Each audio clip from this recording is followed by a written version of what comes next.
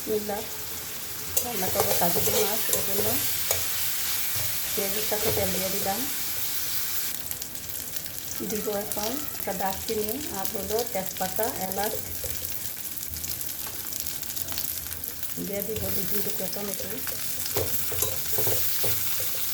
2 চামচ পরিমাণ আদা রসুন দিলাম।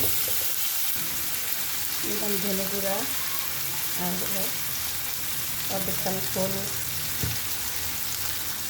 সামান্য মরিচের গুঁড়া, জিরার গুঁড়া,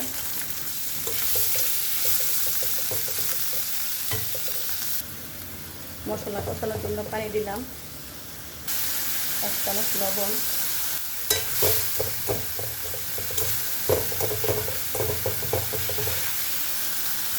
টমেটোগুলোকে ভেঙে দিলাম।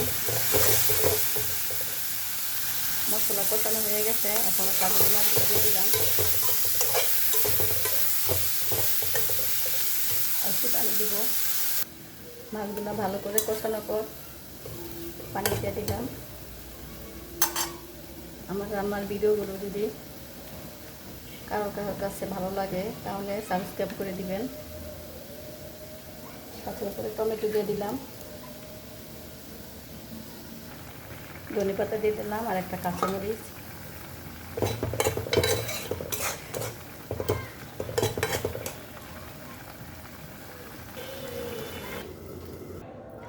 হয়ে গেছে কাজলি মাছ ভুনা।